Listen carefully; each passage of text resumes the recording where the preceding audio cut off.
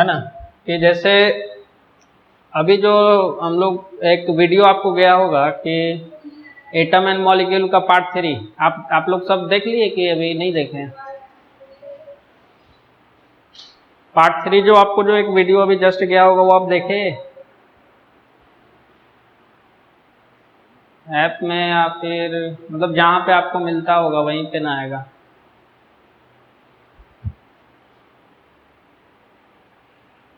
Part 3 तो already आ चुका है, गया है। आप एक, हाँ तो यूट्यूब पे शायद आ गया होगा, तो आप लोग देख लीजिएगा। पार्ट 3 में आपको हम बेसिकली ये बताए थे कि डाल्टन्स ने जो एटम का जो सिंबल, जो शॉर्ट हैंड जो रिप्रेजेंटेशन दिया था, वो किस तरह से फिर वो रिप्रेजेंटेशन आगे फिर मॉडर्न सिंबल के रूप में आया। पहले डाल्टन्स ने कुछ कुछ सिंबल तैयार किए थे जो कि बहुत डिफिकल्ट था याद रखने का या जो भी हो। फिर उसके बाद एक मॉडर्न तरीका से सिंबल को रिप्रेजेंट किया गया। फिर कुछ IUPAC द्वारा, IUPAC का फुल फॉर्म आप लोग को पता होना चाहिए, है ना, international union of pure and applied chemistry. तो IUPAC द्वारा सिंबल को, कुछ सिंबल, कुछ एलिमेंट के सिंबल को भी बनाया गया था, एक नया सिंबॉलिक फॉर्म दिया गया था। IUPAC का फुल फॉर्म क्या होता है आप लिख लें अगर आपको नहीं पता हो, कभी कभी पूछा जाता है। सबको पता है IUPAC? हेलो, तो इसका फुल फॉर्म लिख लेना, international union of pure and applied chemistry. International union of pure and applied chemistry, IUPAC का फुल फॉर्म। तो कुछ एलिमेंट का जो सिंबल, जो रिप्रेजेंटेशन जो करना था, कुछ IUPAC द्वारा भी हुआ, ठीक है। और कुछ लैटिन वर्ड से भी बनाया गया था कुछ एलिमेंट का सिंबल। तो हमने उस वीडियो में सब कुछ बता दिए हैं कि कौन सा लैटिन वर्ड किसका होता है। जैसे आयरन होता है तो आयरन का लैटिन वर्ड, आयरन को हम लोग Fe ही क्यों लिखते हैं, इसका हम लोग रीजन हम बता दिए थे, ठीक है भाई। उसका लैटिन वर्ड से इसका सिंथेसाइज हुआ था।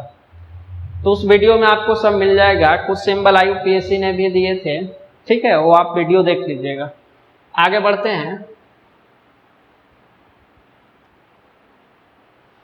लास्ट वीडियो में बस उतना ही था कि भाई एटम का रिप्रेजेंटेशन कैसे करते हैं, जो हमने पहले ही लेक्चर में आपको दे दिए थे कि 20 एलिमेंट का सिंबल, हाइड्रोजन का क्या होता है, हीलियम का क्या होता है, वो तो आपको याद ही हो गया होगा। अच्छा एक बात बताएं कि आपको एटॉमिक वेट याद हुआ कि नहीं? एटॉमिक नंबर भी याद हो गया होगा। हाँ, तो अब स्टार्ट करते हैं कि जैसे जो एटम जो था, तो एटम का जो साइज ऑफ एटम, कि भाई एटम तो हमें पता है कि बहुत टाइनी पार्टिकल होता है, आप इमेजिन ही नहीं कर सकते कितना टाइनी पार्टिकल होगा, दैट इज द एटम, ठीक है। तो अब एटम का साइज हम लोग किस तरह से डिटरमाइन करते हैं, तो size of an atom is indicated by its radius, और उस रेडियस को बोलते हैं कॉल्ड एज एटॉमिक रेडियस।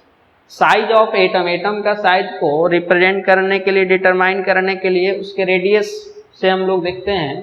तो वो जो रेडियस होगा एटम का radius, that is the atomic radius. Atomic radius को मेजर किया जाता है, atomic radius is measured in nanometres, nanometres. यहाँ पे हमने ये भी लिखे हैं कि भाई 1 नैनोमीटर में कितना मीटर होता है, 10⁻⁹ मीटर। एग्जाम्पल जैसे हम आपको बता रहे हैं, जैसे हाइड्रोजन के एक एटम का जो रेडियस होता है वो होता है 10⁻⁻10 metre. Radius of 1 atom of hydrogen equal to 10⁻⁻10 metre होता है। तो एक जस्ट इमेजिन करने के लिए है कि भाई एटम कितना छोटा होता है। बात समझ में आ रहा है? ऐसा नहीं कि मतलब हमको याद रखना है कि भाई हर एटम का रेडियस कितना होता है, याद नहीं रखना है, ठीक है, कोई काम का नहीं है। बस हम आपको ये बताना चाह रहे हैं कि भाई एटम का साइज को मापने के लिए उसके रेडियस से हम लोग देखते हैं और उसको बोलते हैं एटॉमिक रेडियस। और उस एटॉमिक रेडियस को हम लोग रिप्रेजेंट, मेजर किससे करते हैं, नैनोमीटर से। जैसे एक एटम का मान लो 1 नैनोमीटर, 1 नैनोमीटर का मतलब होता है 10⁻⁹ मीटर। हाइड्रोजन का हमने बोल दिया भाई 10⁻⁻10 मीटर होता है radius of 1 atom of hydrogen. तो एटम के बारे में कुछ क्लियर है भाई? हाँ, तो अब एटम के बाद फिर अब हम लोग बात करते हैं तो उस एटम का एटॉमिक मास या फिर एटॉमिक वेट, ठीक है, कि हर एटम का एटॉमिक वेट हम लोग किस तरह से कैलकुलेट करते हैं, किस तरह से रिप्रेजेंट करते हैं, क्या उसका एक्सप्रेशन होता है। तो हमने तो पहले ही लिख दिए थे, लेकिन किस तरह से आता है एटॉमिक वेट, एटॉमिक मास, किसी भी एलिमेंट का एक एटम का मास हम लोग किस तरह से मेजर किए वो हम आज देख रहे हैं। फिर उसके बाद हम लोग मॉलिक्यूल के बारे में देखेंगे, उस मॉलिक्यूल का मॉलिक्यूलर मास कैसे कैलकुलेट करते हैं, किसी भी मॉलिक्यूल का मॉलिक्यूलर वेट कितना होता है, कैसे कैलकुलेट किया जाता है। फिर उसके बाद फिर हम लोग आयंस देखेंगे, ठीक है। तो एक एक करके हम लोग चल रहे हैं। तो देखो कि जैसे एटॉमिक मास जो होता है, एटम का एटॉमिक मास, उसको एक्सप्रेस किया जाता है एएमयू से। किसे एक्सप्रेस किया जाता है भाई? एएमयू। एएमयू क्या है? This is the atomic mass unit, atomic mass unit. और यू को हम लोग बोलते हैं this is the unified unit, ठीक है। जरा समझना ध्यान से, क्योंकि कंसेप्ट समझ लिए तो तुमको कोई दिक्कत नहीं होगा। जैसे एमयू का मतलब हो गया कि एटॉमिक मास यूनिट, और यू का मतलब हो गया यूनिफाइड यूनिट। इसको हम लोग एटॉमिक मास को एक्सप्रेस करते हैं, ठीक है। अच्छा, अब एटॉमिक मास यूनिट होता क्या है कि जैसे समझना कि भाई हमें एटम का वेट पहले कैलकुलेट करना था, किसी को कोई आइडिया नहीं था। तो हुआ क्या कि किसी को एक स्टैंडर्ड मान के चलना होगा ना। जैसे मान लेते हैं कि हम लोग किसी भी ऑब्जेक्ट का अगर हम लोग वेट करते हैं तो उसको हम लोग एक किलोग्राम के रिस्पेक्ट में हम लोग देखते हैं, ठीक है। जैसे मान लो मेरा वेट 60-65 किलोग्राम होगा, तो केजी के रिस्पेक्ट में हम लोग देखते हैं कि 1 किलो 2 किलो, इस तरह से हम लोग रिस्पेक्ट में देखते हैं। मतलब किसी को हम लोग एक स्टैंडर्ड मान लेते हैं। उस स्टैंडर्ड एटम का जो एटॉमिक वेट होगा, दैट इज द स्टैंडर्ड मास, उसके हेल्प से हम लोग किसी भी एलिमेंट के एटम का मास हम लोग कैलकुलेट कर लेते हैं। ऐसा प्रोसेस लाया गया। बात समझ में आ रहा है? अभी भी वही चलता है। मान लो इसका हमें वेट निकालना होगा तो हमको ग्राम के रिस्पेक्ट में देखना होगा। अब ऐसी बात है, किलोग्राम तो होगा नहीं, कितना ग्राम होगा वो ग्राम के रिस्पेक्ट में हमको देखना होगा। तो एक स्टैंडर्ड माने कि भाई ग्राम किलोग्राम के रिस्पेक्ट में हम लोग किसी का भी हम लोग वेट कैलकुलेट कर लेते हैं। अब बात रहा एटम। तो एटम तो यार बहुत टाइनी पार्टिकल है, ठीक है, उसका तो ग्राम तो होगा नहीं, ठीक है, बहुत छोटा, मतलब इमेजिन ही नहीं कर सकते कि वो इतना, वही एटम, ठीक है, टाइनी पार्टिकल है। तो उसके लिए अब क्या दिमाग लगा है, ये सब मास स्पेक्ट्रोमीटर पे ऑब्जर्व किया जाता है एटॉमिक वेट, कि बहुत छोटे छोटे पार्टिकल का भी वो एटॉमिक वेट आपको कैलकुलेट करके दे देता है मास स्पेक्ट्रोमीटर, ठीक है भाई। तो उस तरह से फिर क्या दिमाग लगाया गया कि भाई एक स्टैंडर्ड एटम लिया गया, और उस स्टैंडर्ड एटम जो है कार्बन 12 एटम। जैसे कार्बन के आइसोटोप प्रेजेंट होते हैं, कार्बन के आइसोटोप तो आपको पता होगा ना, कार्बन के आइसोटोप पता है ना? हाँ, तो कार्बन के आइसोटोप जैसे एटॉमिक नंबर हो गया, अच्छा नहीं आप लोग 9th में है ना। हाँ, तो कार्बन के जैसे आइसोटोप होते हैं, ठीक है। कार्बन का एटॉमिक नंबर 6 होता है और मास नंबर होता है 12, ठीक है। फिर एक और ऐसा कार्बन हो जिसका मास एटॉमिक नंबर 6 होता है, फिर कुछ 14 होता है, फिर 13 वाला भी एग्जिस्ट करता है, ठीक है भाई। तो ये सब आइसोटोप्स हैं, ठीक है। तो उसी तरह से तो हम यहाँ पे लिख रहे हैं C12, मतलब 12 का मतलब क्या हो गया कि उस कार्बन का मास नंबर कितना है, 12 है, और एटॉमिक नंबर कितना है, 6 है, ठीक है। तो कार्बन 12 को एक स्टैंडर्ड एटम मान लिया, और उस स्टैंडर्ड एटम का मास कितना है, 12। अब उसी के रिस्पेक्ट में हर एलिमेंट का एटॉमिक वेट कैलकुलेट करता चलेगा। पहले समझ में आ रहा कैसे कैलकुलेट हुआ कि स्टैंडर्ड मास हम लोग एज्यूम कर लिए, कार्बन को हम लोग एज्यूम कर लिए, और इसी के रिस्पेक्ट में हर एलिमेंट का एटॉमिक वेट हम लोग कैलकुलेट करते चलेंगे।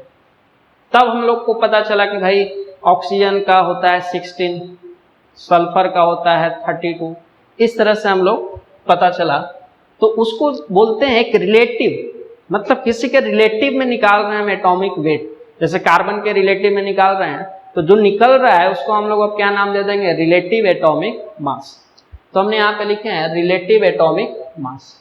Relative atomic mass of the atom of an element is defined as the average mass of the atom as compared, ध्यान देखना, as compared to 1/12 the mass of 1 carbon 12 atom. मतलब कहने का क्या मतलब है कि कार्बन 12 एटम है, उसका एक एटम लिया गया और उसका एक एटम का 1/12 पार्ट, समझ रहे हो, एक कार्बन 12 एटम का जितना मास है उसका 1/12 पार्ट को एक जगह लिया गया और उसके रिस्पेक्ट में हर एलिमेंट को कैलकुलेट किया गया।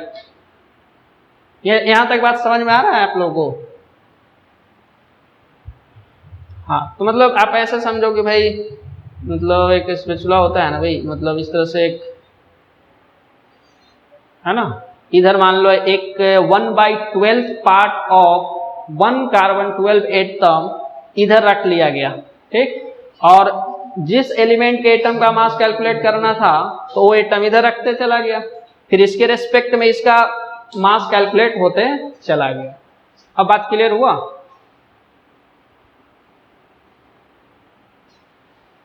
बोलो।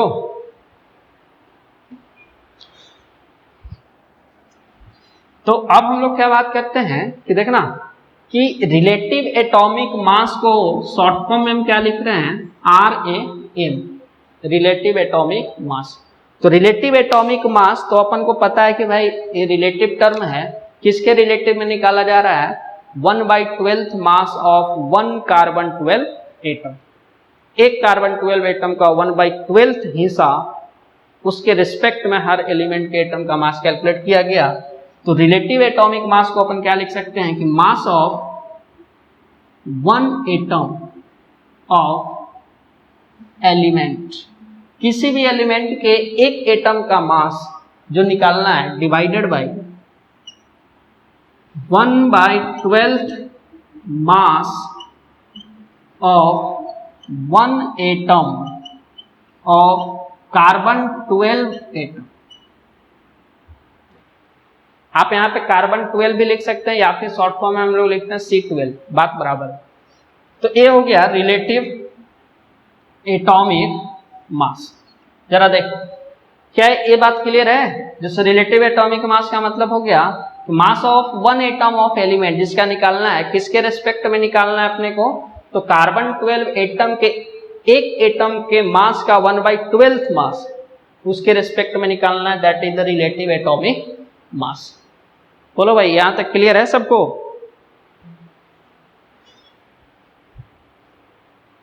हेलो, कुछ यहां तक कुछ अगर डाउट आ रहा है तो आप बेझिझक बोल सकते हैं, कोई दिक्कत तो नहीं है ना यहां तक?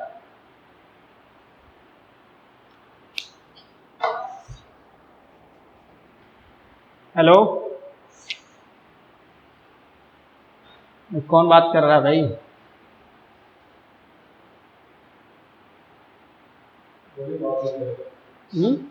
बात नहीं करेगा। क्या नाम है? आयुष नाम है इसका। हेलो, सब अनम्यूट करें, जो पूछा जा रहा है बस वो जो पूछना है हमसे पूछे। अच्छा, फिर उसके बाद देखना अब होता क्या है, जरा लॉजिक समझना कि relative atomic mass is the mass of 1 atom of an element divided by 1/12 mass of 1 carbon 12 atom. अब मास स्पेक्ट्रोमीटर पे एक कार्बन 12 एटम का 1/12 मास उसको रखा गया, तो मास स्पेक्ट्रोमीटर उसको वैल्यू कैलकुलेट करके दे देता है। तो वो वैल्यू कितना होता है, ये जो टर्म है 1/12 mass of 1 atom of carbon 12, this is equal to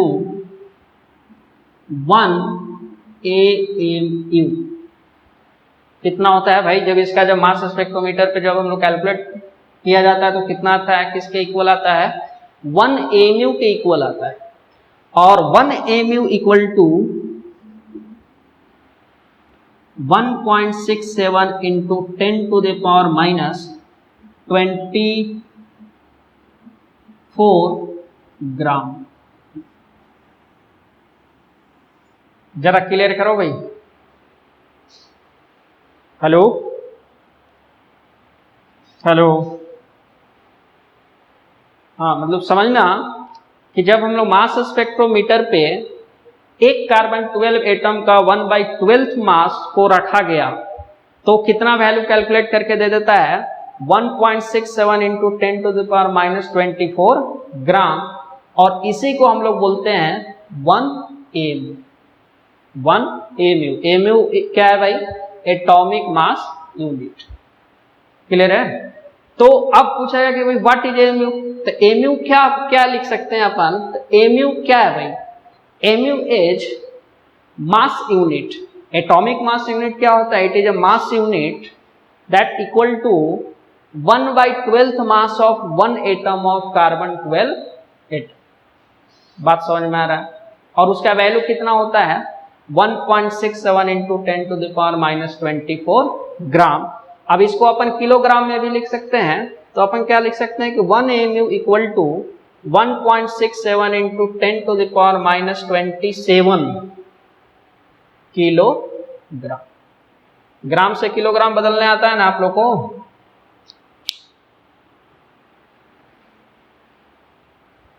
hello, आप जो भी यहाँ पे बताया जा रहा है वो सब आप लिख रहे हैं ना कॉपी पे।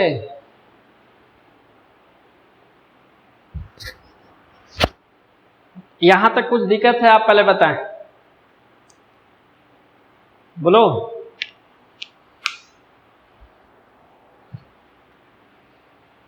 एक बार और हम रिपीट कर रहे हैं भाई, ध्यान से।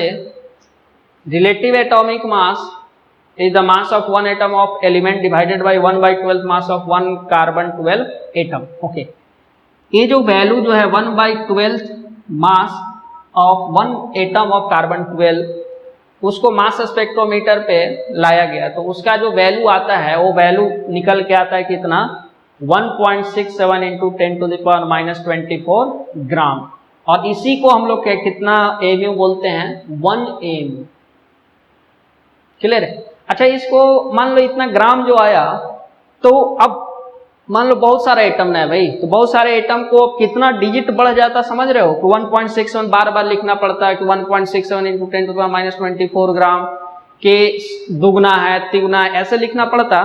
तो इसको एक छोटा यूनिट दिया गया, दैट इज द mu।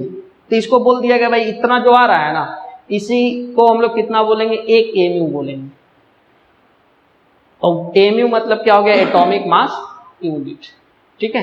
और 1 mu का वैल्यू कितना होता है, 1.67 into 10 to the power minus 24 gram. Kilogram में अगर पूछे तो 1.67 अब 10 टू द पावर माइनस 3, ठीक है, नीचे आ जाएगा फिर ऊपर, तो मतलब 10 to the power minus 27 kilogram में हो जाएगा। तो बताओ, हम तुमसे पूछ रहे हैं कि what is mu, atomic mass unit क्या होता है, आप क्या आंसर क्या होगा, क्या लिखिएगा।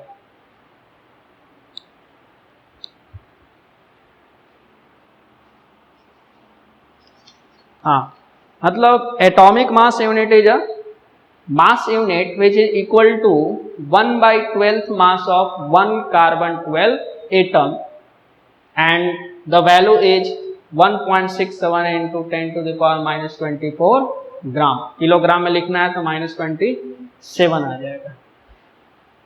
तो अब थोड़ा आगे बढ़ते हैं। अब हम लोग क्या बात कर रहे हैं कि भाई ये तो रिलेटिव एटॉमिक मास हमें क्लियर हो गया कि रिलेटिव एटॉमिक मास क्या था, लेकिन अब रिलेटिव एटॉमिक मास के हेल्प से हम लोग किसी भी एलिमेंट का एक एटम का मास हम लोग कैलकुलेट कर सकते हैं। मतलब what is the significance of relative atomic मास, उसका क्या जरूरत पड़ा, उसका क्या सिग्निफिकेंस है। तो देखना, जो भी रिलेटिव एटॉमिक मास लिखे या फिर आप लिख सकते हो एटॉमिक वेट, एटॉमिक वेट। ये दोनों बात बराबर है भाई, रिलेटिव एटॉमिक मास बोलो या फिर एटॉमिक वेट बोलो, दोनों बात बराबर। आप यहां तक नोट कर लिए, इसको हटा दें।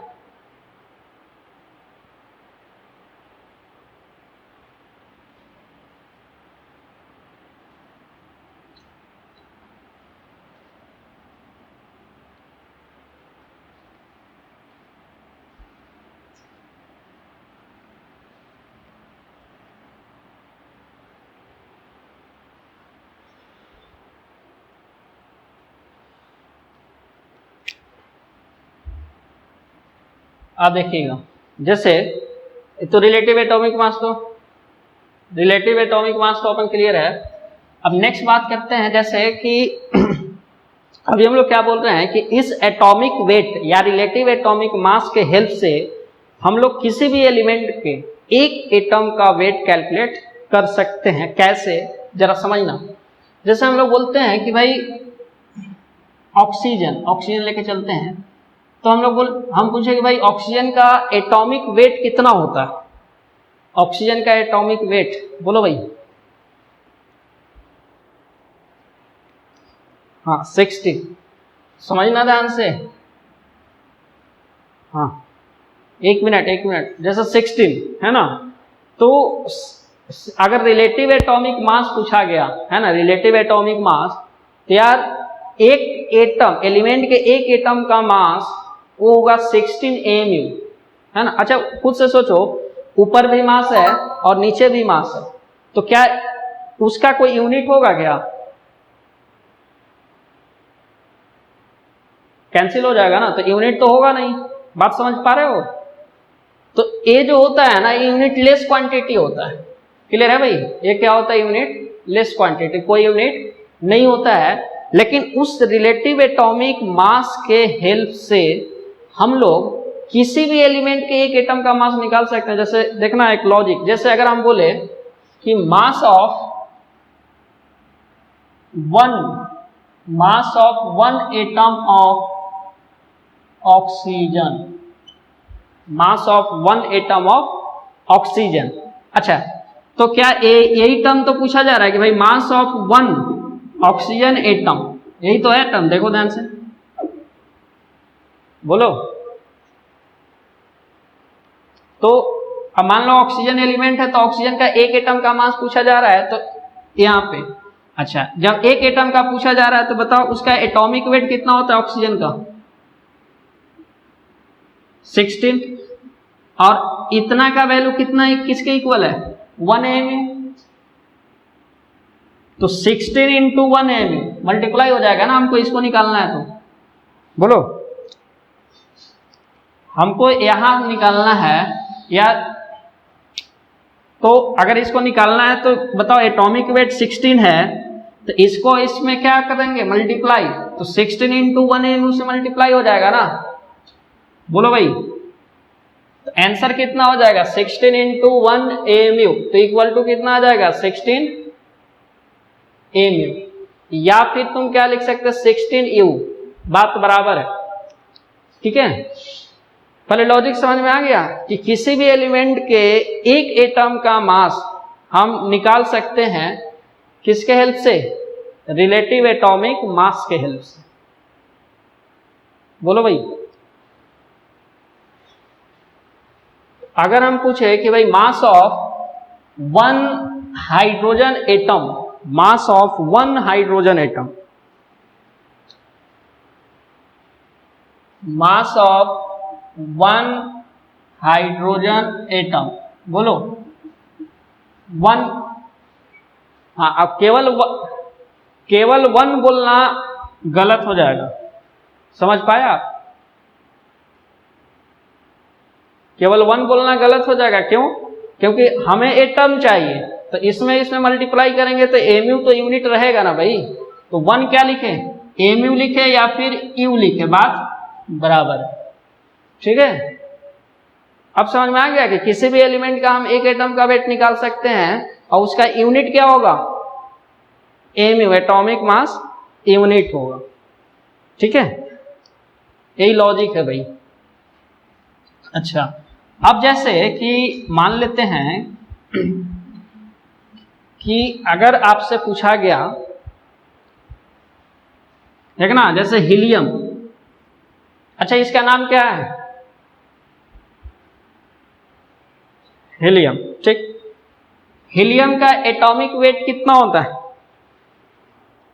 4, ठीक है।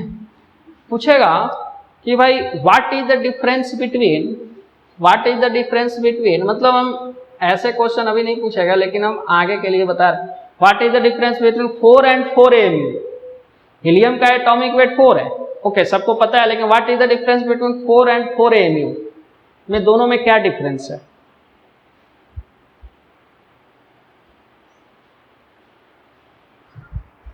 हाँ, this is the atomic weight या फिर रिलेटिव एटॉमिक मास बोल सकते हो। This is the mass of one atom of helium, that is the 4 AMU। बोलो, समझ में आ गया भाई 4 AMU क्या है?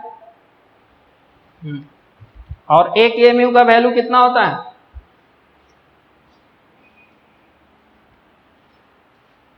हाँ,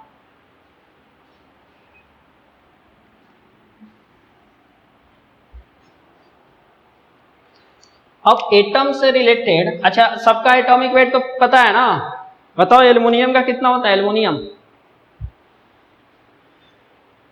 है 26, 27 होता है ना। सोडियम का कितना?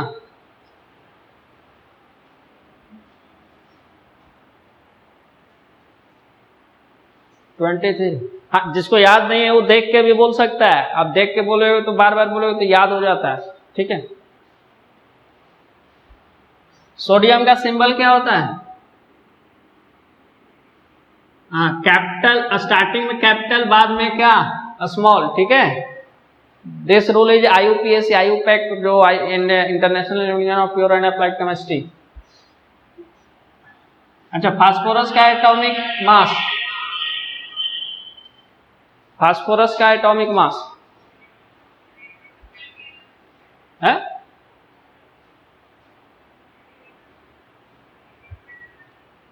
35.5। क्लोरीन होता है,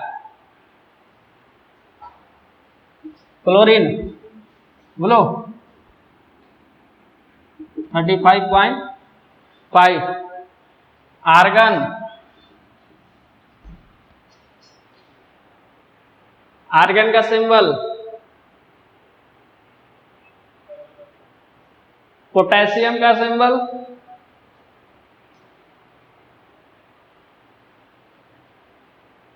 कॉपर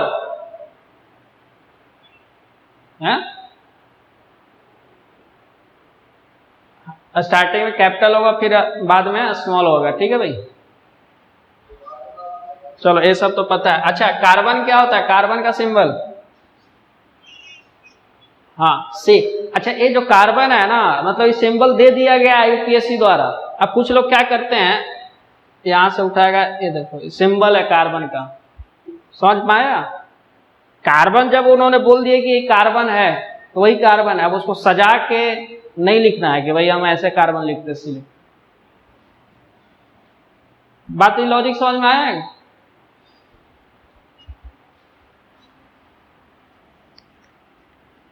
लिथियम का बोलो, लिथियम का एटॉमिक वेट 7। अच्छा, अब ऐसा होता है कि मास ऑफ 1 एटम ऑफ लिथियम, तो कितना आंसर होगा भाई?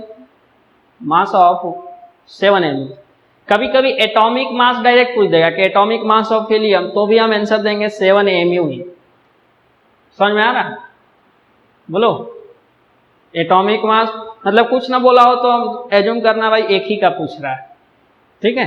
तो अगर एक का पूछ रहा है तो याद करो हम लोग AMU लगाते थे ना, तो उसी तरह से हम लोग AMU लगा देंगे। Atomic mass of oxygen that is 16 AMU। Nitrogen का एटॉमिक मास कितना होगा? 14 AMU। मतलब मान के चल रहे हैं कि आपको 20 तक याद है। आगे बढ़े,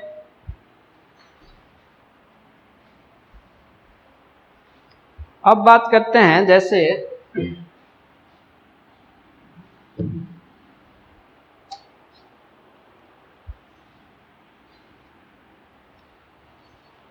एक मिनट यार, मार्कर लेते हैं, marker.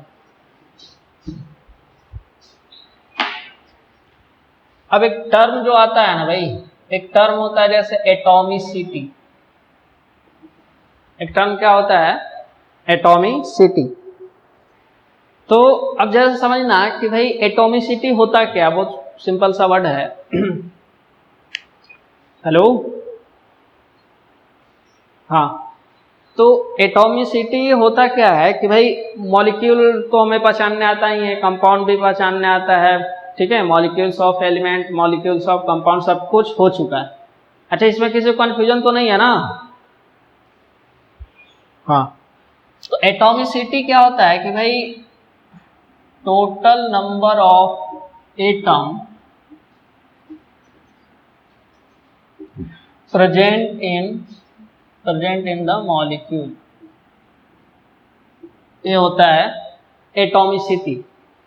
Total number of atom present in the molecule, है ना, इट्स कॉल्ड एटॉमिसिटी। जैसे बताओ कि जैसे O2 लिखे, ठीक है, क्या लिखा गया है? O2, ऑक्सीजन गैस है। तो बताओ इसमें, इस मॉलिक्यूल में टोटल एटम कितना है? 2। तो इसका एटॉमिसिटी कितना हो जाएगा? 2। तो आसान है ना? O3, बताओ एटॉमिसिटी कितना?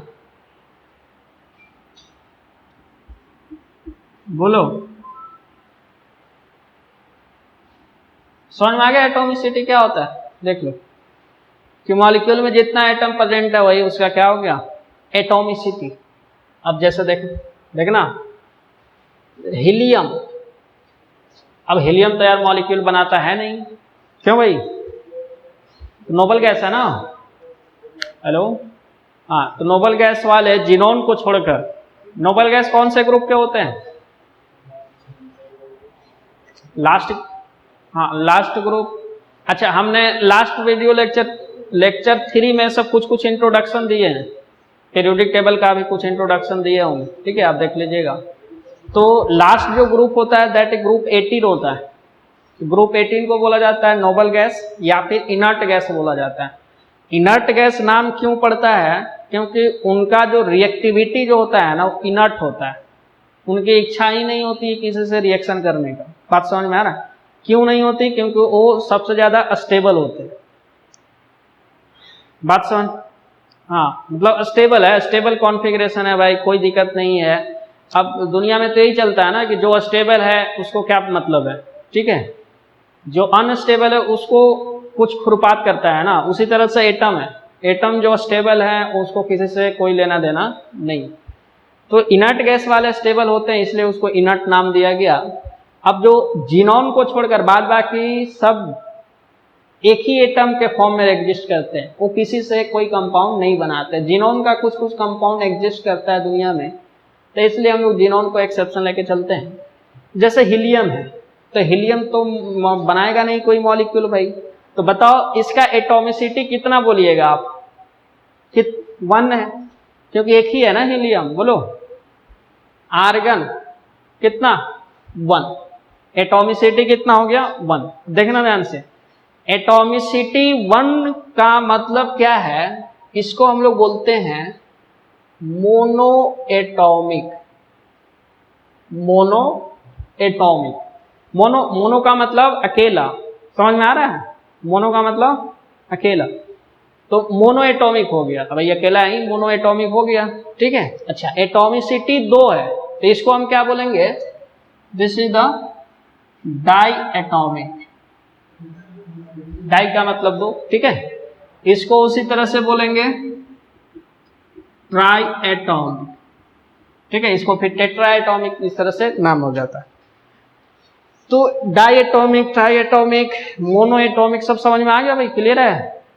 देख लो, ठीक, एटॉमिसिटी खत्म, देख ले आप।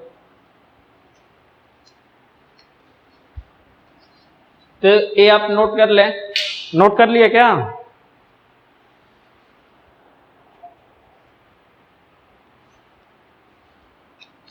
अच्छा बताओ, H2O का एटॉमिसिटी कितना है? 3 है ना, 3 एटम है, देख लो ध्यान से। ऑक्सीजन का 1, हाइड्रोजन का 2, तो इसका एटॉमिसिटी 3 हो गया। तो एटम का तो बात हो गया, एटॉमिक वेट हो गया, एटॉमिक नंबर। अच्छा, किसी भी एटम को रिप्रेजेंट करने का तरीका बताए थे ना। मान लो X एटम है तो इसका एटॉमिक नंबर को Z से रिप्रेजेंट करते हैं और मास नंबर को A से। ही बताया गया था कि नहीं? हाँ, इसको हटा दे भाई, बोलो।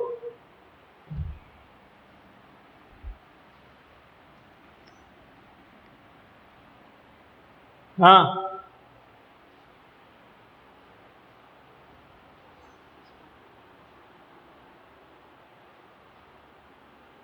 नहीं अभी बाद में बात करेंगे, शायद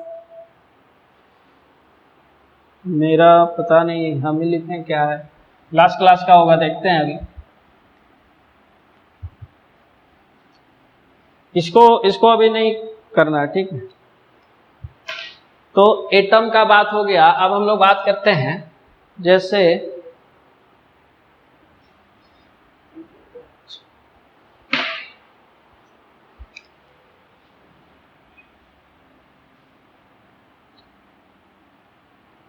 एक होता है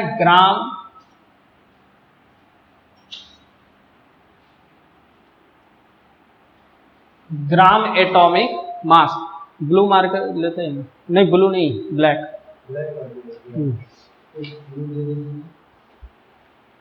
तो ग्राम एटॉमिक मास, ठीक है भाई। इसको शॉर्ट फॉर्म में हम लोग लिखते हैं GAM, ग्राम एटॉम, हाँ GAM शॉर्ट फॉर्म तो समझ ही रहे हो, ग्राम एटॉमिक मास। तो इसको हम लोग रिप्रेजेंट कैसे करते हैं समझना, अमाउंट ऑफ सबस्टांस, ठीक है। मतलब देखो, इसके पहले हम एक लाइन हम समझा देना चाहते हैं। जैसे कोई सा भी आप एलिमेंट ले, ठीक है, उसके अगर एक एटम का अगर मास लिखते हैं तो अपना उसको यूनिट किस में देते हैं, बोलिए। mu देते हैं भाई या u देते हैं, ठीक है। अब हमें एक एटम का मास नहीं चाहिए, ठीक है। अब हमें देखना 6.022 इंटू 10⁻23 नंबर का मास चाहिए, इतना एटम का मास चाहिए। देख लो, सोच लो, इतना 10⁻23 मतलब बहुत बड़ा नंबर है ना भाई। पहले हाँ या ना, पहले इतना बोले। तो इतना 10⁻23 मतलब हम दिमाग खराब हो जाएगा, काउंट करने बैठे तो होगा ही नहीं, ठीक है। तो इतना एटम का मास अगर हमसे पूछा, ठीक है भाई, और इसी को बोलते हैं 1 मोल। क्या बोलते हैं इसको? 1 मोल। अभी बाद में हम लोग आएंगे मोल पे, मोल क्या होता है, सब चीज आएंगे। लेकिन अभी के लिए बस थोड़ा सा हिंट दे रहे हैं कि इतना एटम अगर हमें आया, और इतना एटम का मतलब कितना, 1 मोल हम लोग बोलते हैं। जैसे बार बार इतना बोलना सही नहीं ना रहेगा, इसलिए हम लोग उसको मोल यूनिट एक दे देते हैं, ठीक है भाई। तो अभी हम क्या बोल रहे हैं कि ग्राम एटॉमिक मास उसके लिए लिखा जाता है कि जिसका 6.022 इंटू 10⁻23 एटम का मास पूछा, तब वो यूनिट क्या हम लोग लिखेंगे, ग्राम एटॉमिक मास कहा जाए। पहले लॉजिक क्लियर हुआ? Hello,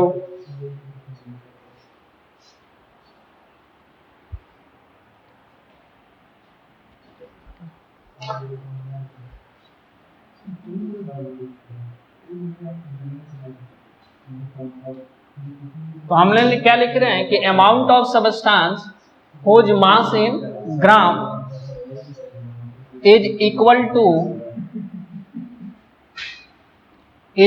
to its atomic number. जैसे मान लो किसी एटम का जितना एटॉमिक नंबर होगा is equal to its atomic number.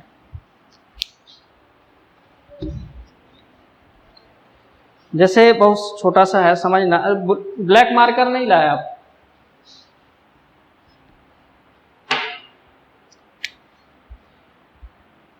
Gram atomic मास क्या है भाई? कि amount of substance whose mass in ग्राम।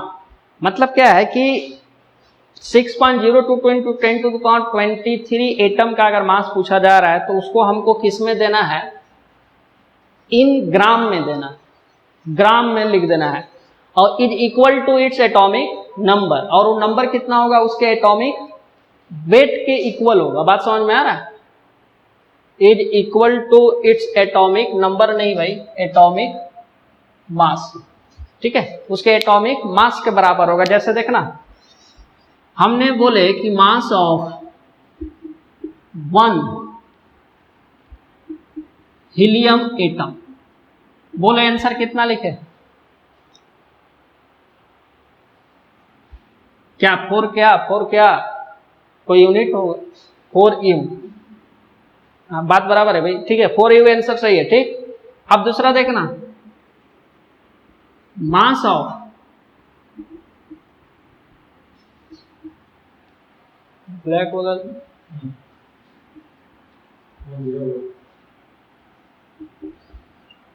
बोलो आंसर क्या लिखे? Mass of 6.02 × 10⁻23 atom of helium. तो इसका आंसर कितना होगा? 4 ग्राम। मतलब समझ में आया कि ग्राम एटॉमिक मास के amount of substance whose mass in gram, मतलब ग्राम में होना चाहिए, और कितना होना चाहिए? Is equal to its atomic mass. उसके जितना एटॉमिक मास है उसको ग्राम में लिख दो, that is the gram atomic मास। अच्छा, मास ऑफ इतना एटम ऑफ हीलियम को दूसरे सेंस में हम क्या लिख सकते हैं? और इसको हम ऐसे ना लिख के हम छोटा सा पूछेंगे आपसे, नहीं, ग्राम एटॉमिक मास ऑफ हीलियम। तो इसका भी आंसर कितना होगा? बोलो, 4 ग्राम। मतलब समझ में आया कि दोनों का सेंस क्या है? लॉजिक पहले समझ में आया भाई? बोलो, ये दोनों का मतलब बराबर है, दोनों का मतलब सेम। क्या आपको ऐसे पूछे या फिर आपको इस तरह से पूछे, ग्राम एटॉमिक मास? हम पूछे भाई ग्राम एटॉमिक मास ऑफ ऑक्सीजन कितना?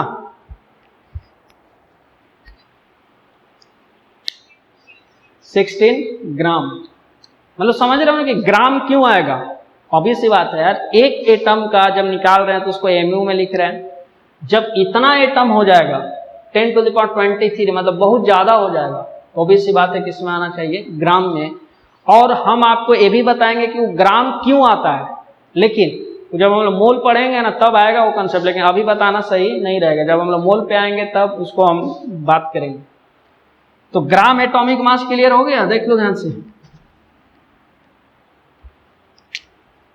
ठीक, अब आते हैं, जैसे एटम में ग्राम एटॉमिक मास आता है, मॉलिक्यूल में आ जाएगा ग्राम मॉलिक्यूलर मास। एटम में ग्राम एटॉमिक मास, मॉलिक्यूल में ग्राम मॉलिक्यूलर मास। अब आते हैं मॉलिक्यूल।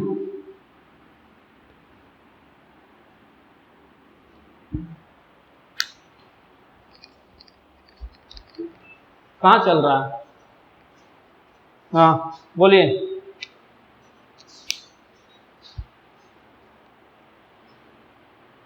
नहीं, केमिस्ट्री में कोई डिफरेंस नहीं। फिजिक्स अपन नहीं पढ़ रहे हैं कि मास और वेट में डिफरेंस बताओ, कोई डिफरेंस नहीं होता। ठीक है, केमिस्ट्री है, केमिस्ट्री में मास वेट सेम। ठीक है, आप लोग पढ़े होंगे ना कि मास और वेट में डिफरेंस होता है, पढ़े हैं कि नहीं? हाँ, तो वो फिजिक्स में होता है, केमिस्ट्री है।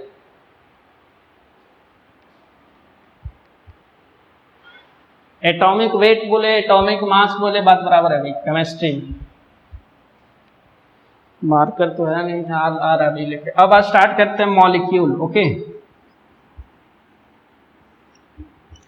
अच्छा, पहले मॉलिक्यूल को स्टार्ट करने के पहले आपको एटम का एटॉमिक वेट सबको निकालने आ गया? बोलो। हाँ, तो अब मॉलिक्यूल पे आते हैं यार। तो मॉलिक्यूल का, जैसे एटम को रिलेट किए थे रिलेटिव एटॉमिक मास, उसी तरह से मॉलिक्यूल को भी रिलेट करते हैं रिलेटिव मॉलिक्यूलर मास या फिर molecular weight. Atoms are related to atomic weight, molecules are related to molecular weight. तो जैसे देखना अपन क्या लिख सकते हैं, वही तो देखने को मॉलिक्यूलर वेट। अच्छा, वेट को हम लोग शॉर्ट फॉर्म में WT लिख रहे हैं, किसी कोई दिक्कत नहीं है ना? ठीक है, मॉलिक्यूलर वेट को हम क्या लिख सकते हैं, जैसे एटम का जो कंसेप्ट था ना, सेम कंसेप्ट अपन यहां लगाएंगे। जैसे देखना वहां पे क्या लिखते थे, mass of one atom of element, तो यहाँ पे वही लिखेंगे मास ऑफ वन मॉलिक्यूल होगा, वहां एटम लिखते थे तो अब बात कर रहे हैं किसका, मॉलिक्यूल का। तो मास ऑफ वन मॉलिक्यूल। अच्छा, अब मॉलिक्यूल किसका होता है भाई, कंपाउंड, ठीक है, क्योंकि कंपाउंड का फंडा सबसे छोटा जो पार्टिकल होता है वो मॉलिक्यूल होता है, और एलिमेंट का सबसे छोटा पार्टिकल क्या होता है, atom. Similar kind of atom से जो बनता है दैट इज द एलिमेंट, और मॉलिक्यूल जब कंबाइन होते हैं तो बनता है कंपाउंड। तो कंपाउंड का जो सबसे छोटा पार्टिकल होता है वो मॉलिक्यूल होता है। तो हम mass of one molecule of compound divided by, ठीक है, 1/12 mass of one carbon 12 atom. हमने स्टार्टिंग में ही बोल दिए थे कि कार्बन 12 को एक स्टैंडर्ड मान लिया गया था, उसी के रिस्पेक्ट में सबका वेट कैलकुलेट किया गया, तो उसी तरह से इसके रेस्पेक्ट में उसको कैलकुलेट किया गया। अब देखना, अब सेम कंसेप्ट,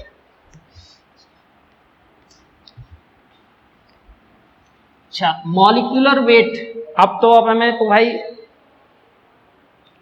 है क्या,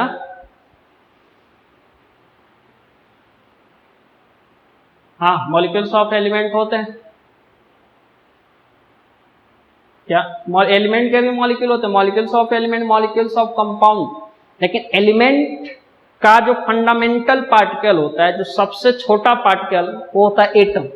क्योंकि एलिमेंट किससे बनता है, डिफरेंट टाइप ऑफ एटम तो होते नहीं, सेम टाइप ऑफ एटम होते हैं, तो इसलिए बोलते हैं एलिमेंट का सबसे छोटा पार्टिकल कौन सा हो गया, atom.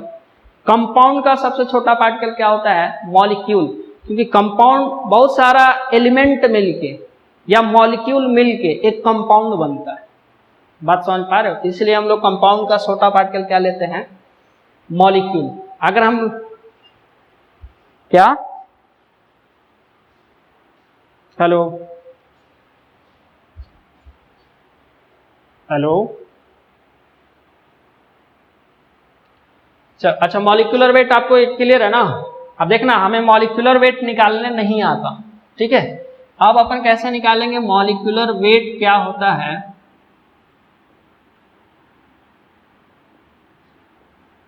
molecular weight, this is the sum of all the atomic weight, sum of all the atomic weight of element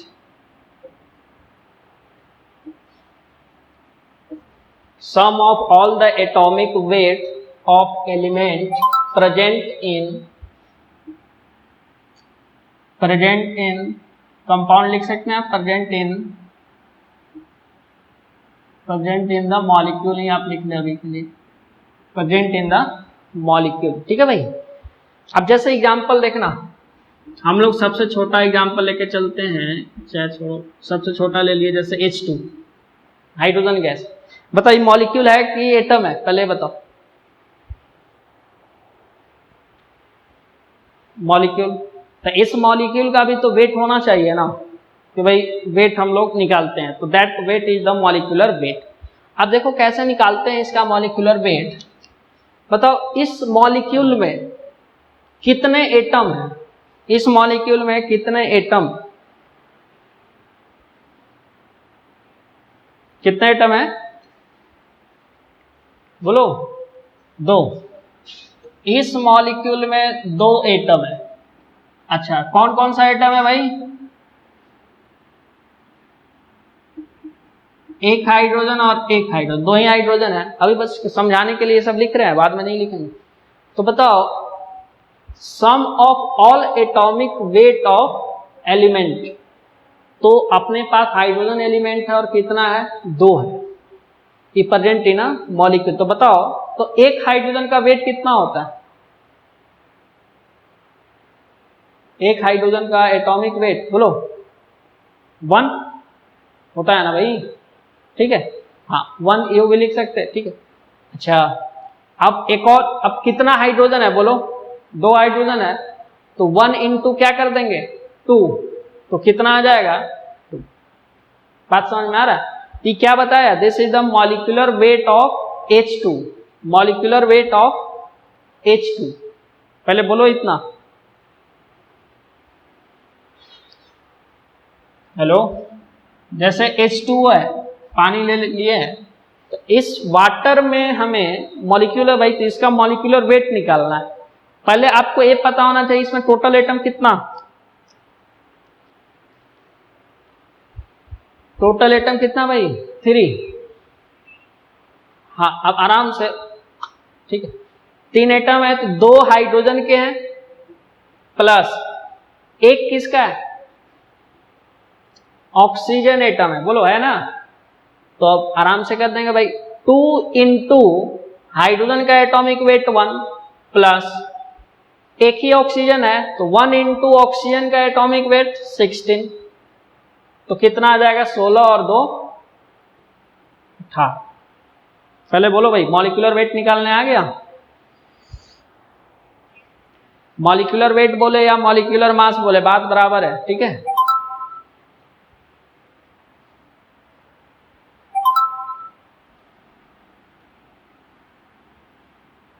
अच्छा सर, इसको तो अभी समझाना था ना। हाँ, सबसे हल्का हाइड्रोजन होता है भाई, ठीक है।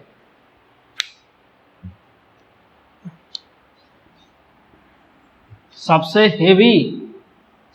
हेवी फिर आ जाते हैं मेटल्स में, ठीक है। अभी वो मतलब हेवी में बहुत सारे आ जाते हैं, इसलिए कोई आइडेंटिफाई नहीं करता है कि भाई एक ही एटम हेवी है, ठीक है।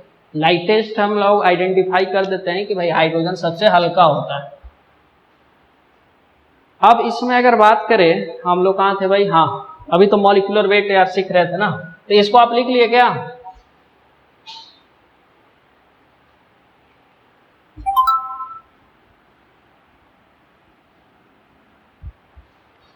अच्छा।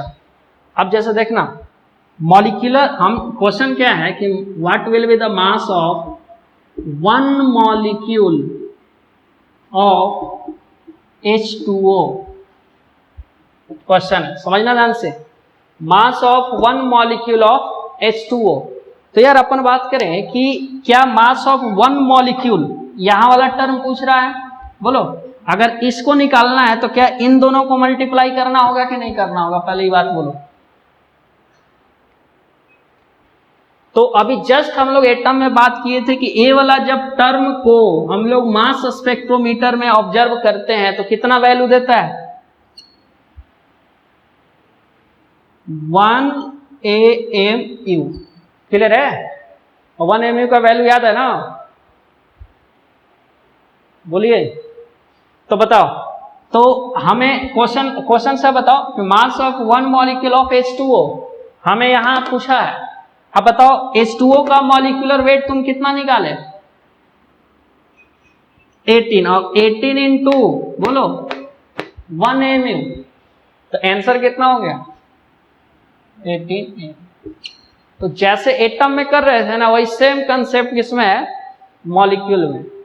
तो अपन क्या बात कर रहे थे कि भाई इस मॉलिक्यूलर वेट के हेल्प से हम लोग किसी भी कंपाउंड के एक मॉलिक्यूल का वेट कैलकुलेट कर सकते हैं। जैसे एटॉमिक वेट के हेल्प से किसी भी एलिमेंट के एक एटम का मास कैलकुलेट कर सकते हैं, उसी तरह से मॉलिक्यूलर वेट के हेल्प से किसी भी कंपाउंड के एक मॉलिक्यूल का मास कैलकुलेट कर सकते हैं। बोलो, अगर हम बोले कि H, हाँ अभी तो ज्यादा हो गया, जैसे इसका नाम क्या है, अमोनिया, तो बोलो अमोनिया का मॉलिक्यूलर वेट कितना,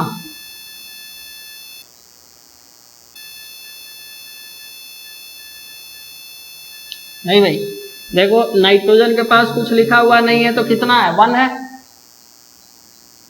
तो नाइट्रोजन का एटॉमिक वेट कितना होता है, तो 1 इंटू 14, क्योंकि नाइट्रोजन 1 है तो 1 इंटू 14। गलत है। पहले यहां देखो ध्यान से, पहले एक बार समझ लो, बाद में भी कोई दिक्कत ही नहीं है। तो नाइट्रोजन कितना, 1 है, तो नाइट्रोजन का एटॉमिक वेट कितना होता है, 14। तो 1 इंटू 14 कर दिए, इसमें कोई दिक्कत नहीं होना चाहिए। प्लस, क्योंकि प्लस करना है, सम करना है, ठीक है भाई। अब बताओ हाइड्रोजन कितना है, 3 है, तो एक हाइड्रोजन का एटॉमिक वेट कितना, 1, तो 3 इंटू 1। तो बताओ, अब जोड़ने आना चाहिए, अब जोड़ने में कोई दिक्कत नहीं होना चाहिए, जोड़ने आता है ना। तो 14 और 14 प्लस 3 तो कितना हो जाएगा, 70, ठीक है।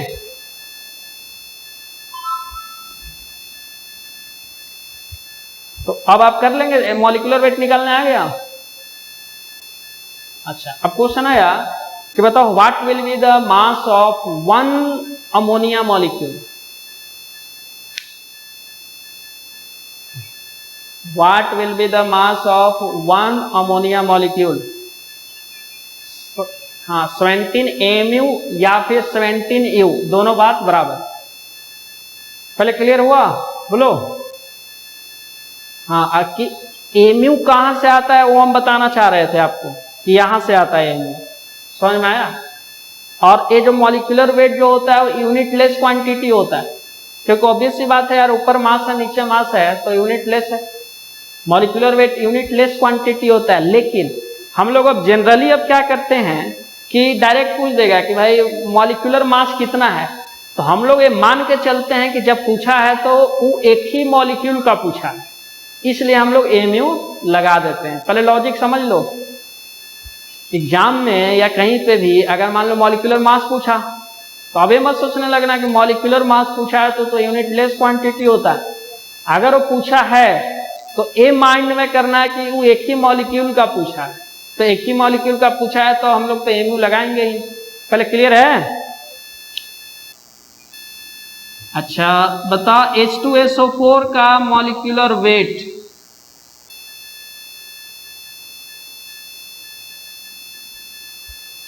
अच्छा, H2SO4 का नाम क्या होता है,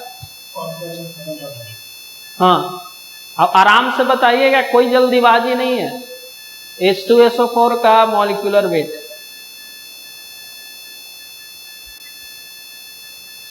(82U). देखो अभी ए ऑप्शन आया है, अभी और आएगा, देखना ABCD 4 ऑप्शन आप ही लोग बनाइएगा।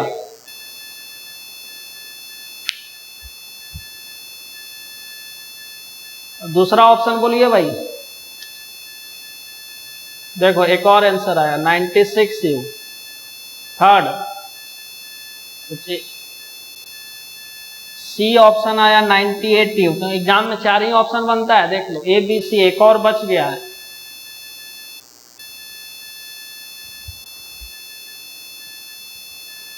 और किसी का कोई अलग?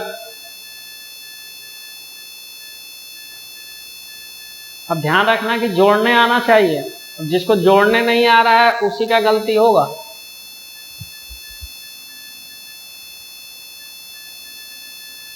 कितना?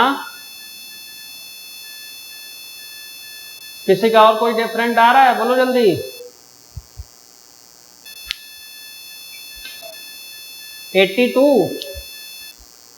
82 लिखा जा चुका है, जल्दी जल्दी बोलो, टाइम समाप्त होने वाला है। अच्छा सबका 82 आ रहा है। हाँ अब शांत से, अभी और किसी का कुछ आ रहा होगा। और अरे एक ऑप्शन बचा हुआ है, नहीं एक ऑप्शन कोई 98 लिखाया जा चुका है, दूसरा बोलो कुछ। चौथा ऑप्शन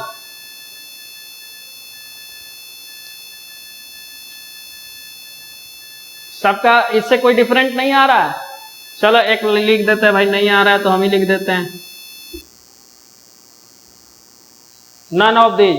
नहीं देखो आप बताओ ABCD में से चारों ऑप्शन में कौन सही है? आंसर इज सी आंसर होगा। अब समझना, तो जल्दबाजी कर दिए तो गड़बड़ हो जाएगा। अब बताओ हाइड्रोजन कितना है? 2, सल्फर 1 है, ऑक्सीजन कितना है? 4। पहले ये समझ में आ रहा है?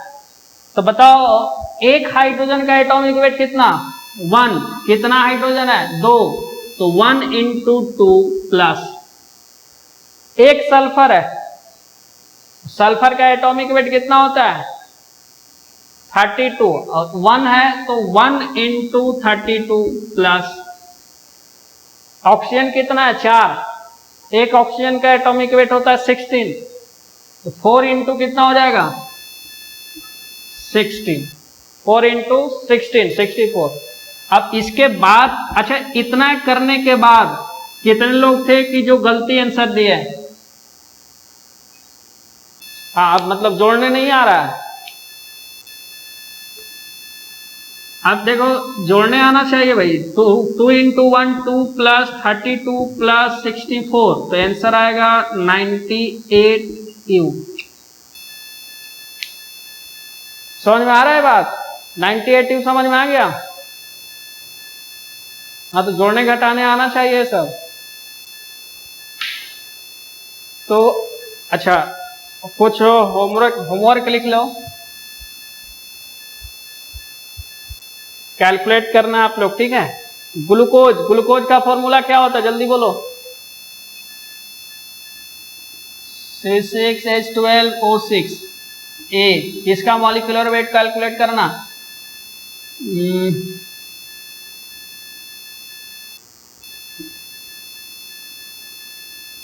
और फिर HNO3 ना, अब अभी पूछ नहीं रहे, ये होमवर्क है भाई। डी हो गया। सुक्रोज का फॉर्मूला देखो, C12H22O11, इसको बोलते हैं सुक्रोज, ठीक है? सुक्रोज इसको बोलते हैं ग्लूकोज। 4 है, ठीक है?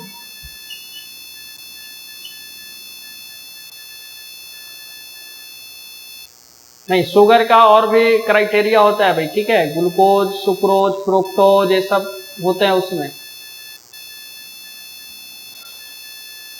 हाँ अच्छा, और इसमें नहीं, 1 मिनट, और कोई कंपाउंड हम देख लेते हैं भाई।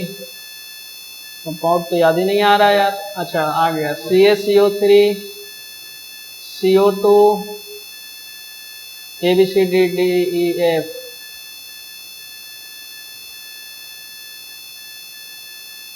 SO2। बस इतना होमवर्क है भाई, ठीक है?